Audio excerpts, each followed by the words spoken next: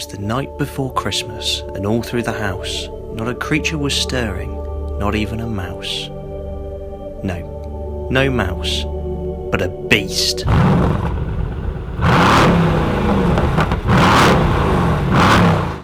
Now, I loved the last Mercedes C63 AMG. It was a real brute, and it offered a completely different flavour of sports saloon to what the likes of the BMW M3 does. It was a bit more brutish. It was less focused on lap time, more focused on the whole theatre of the experience. And I quite liked how it didn't take itself too seriously. Our local AMG specialist has kindly provided this C63 AMG. One of Sandown Mercedes' star experts, whose job it is to be a fountain of knowledge on these products, handed me the keys. I tried to catch him out with a tricky differential question, but he knew his stuff. I have to say, visually it's toned down a lot more. It hasn't got big bolstered wheel arches. It doesn't have a stance that looks like it's going to come at you with an axe. It's a lot more refined. It's a lot more graceful, let's say. I think graceful is probably a better word. There's a lot more flowing lines on it. Yes, there are still some nice details like the multi-spoke alloy wheels on this specific car and the little subtle bulges in the bonnet and various badging all over the place.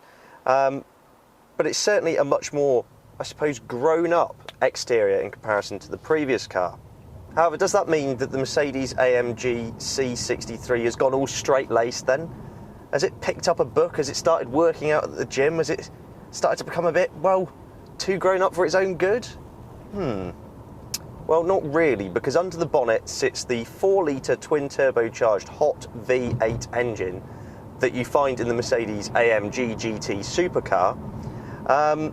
And that produces 469 brake horsepower in this car, 503 brake horsepower if you go for the top-of-the-line S model. And it sounds like this.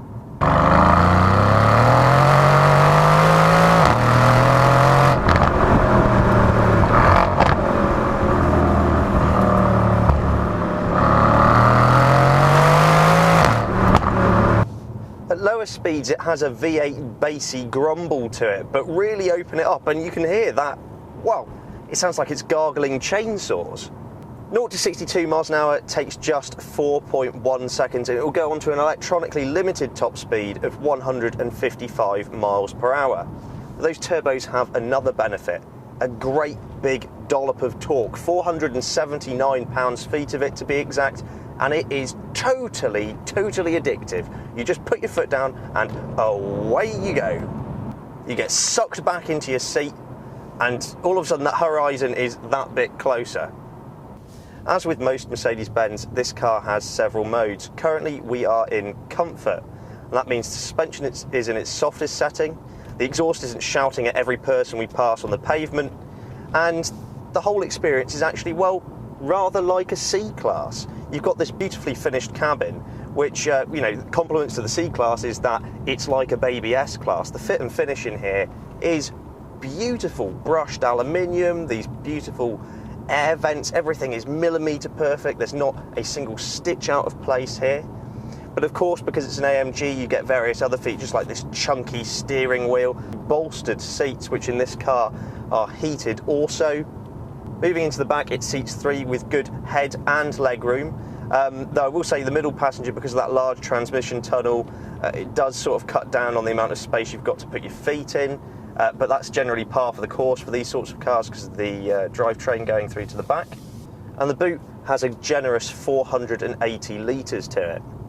Another option this car has ticked is the in-command system here, which is controlled via these dials and touchpad. That's really good, useful and quite aesthetically pleasing system to use.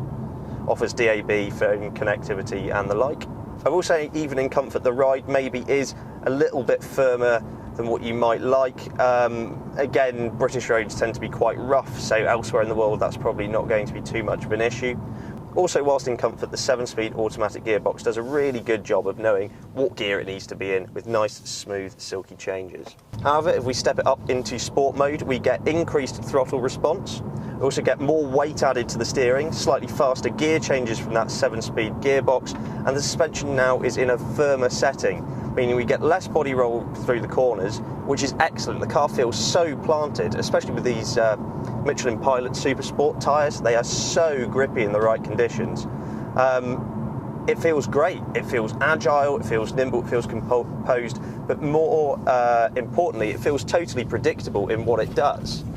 I mean, this car, not being the S model, has a mechanically limited slip differential, which is great as well, but the S model does get an electronically controlled one.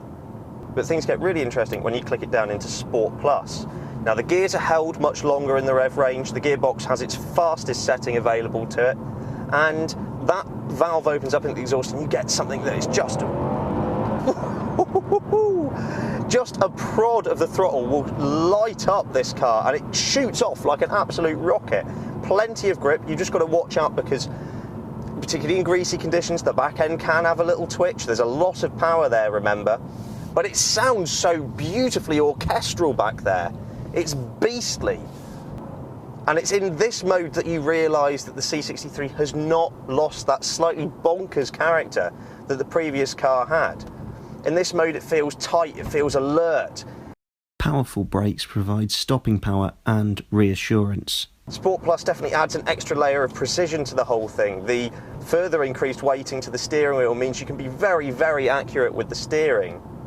It's quite funny because whilst you look at this rather beautiful, elegant, flowing exterior and compare it to what's underneath the bonnet, all of that performance potential, it's sort of like finding that your glamour model girlfriend rather enjoys punching big burly men in the face just for fun. It's worryingly arousing, actually.